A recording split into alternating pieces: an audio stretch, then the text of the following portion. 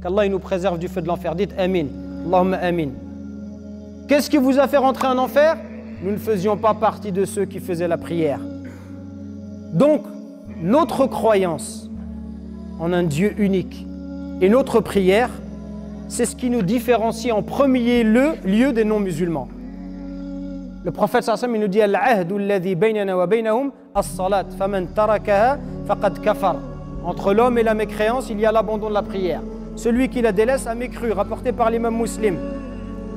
Et vous savez que les savants musulmans, c'est une question qui est sujet à débat, c'est pas lieu d'aborder ça, mais est-ce que celui qui dit que la prière n'est pas obligatoire chez tous les savants musulmans, ils disent qu'il n'est plus musulman?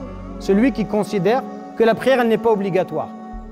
À l'unanimité des savants musulmans, cette personne-là, elle n'est plus musulmane. Là où les savants divergent, c'est sur le fait que quelqu'un qui ne fait pas la prière par paresse, quelqu'un qui est paresseux, qui est fainéant. Mais une partie des savants musulmans, même non négligeable, considère que celui qui délaisse la prière, pour eux, il n'est pas musulman. Donc ce n'est pas un petit péché. C'est pour vous dire, c'est grave.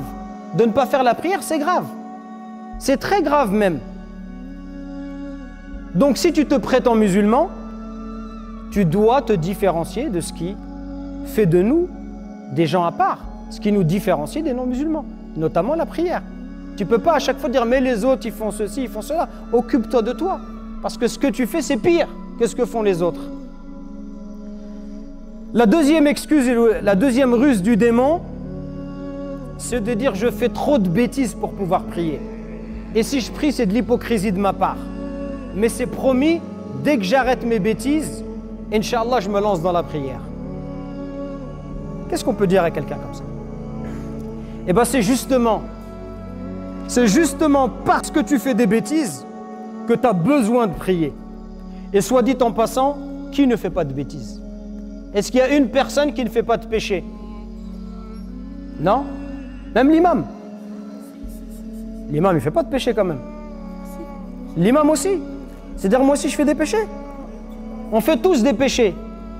C'est pas on peut, on en fait. Mais c'est même pas on peut, on en fait. C'est sûr même. On fait tous des péchés.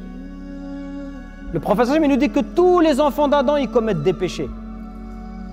Et les meilleurs, ce sont lesquels? Ceux qui se repentent. Donc, c'est justement parce que tu fais des bêtises, comme tu dis, parce que tu fais des péchés, que tu as besoin de la prière. Pourquoi on a besoin de la prière? Pour deux choses. Tout d'abord, la prière, c'est ce qui va nous donner la force spirituelle d'arrêter les péchés. Inna salata tanha anil fahsha'i wal munkar. Et la prière, elle préserve de la turpitude et du blâmable. Si tu fais des péchés, où tu vas trouver la force d'arrêter? Ben, c'est dans la prière. Parce que quand tu viens prier, Allah il ouvre ton cœur à la vérité. Allah il renforce ta foi. Allah il renforce ta conviction. Allah il te met la lumière sur ton visage, la lumière sur ton chemin. C'est ça qui va te donner l'énergie nécessaire d'arrêter les péchés. Tu as besoin de force pour arrêter les péchés. Parce que le péché, c'est avant tout une lutte au niveau de ton cœur. Tu dois arriver à détester dans ton cœur ce qui t'attire. Et pour avoir cette force spirituelle, tu as besoin d'énergie. Où tu vas trouver cette énergie? Cette énergie, tu vas la trouver dans la prière.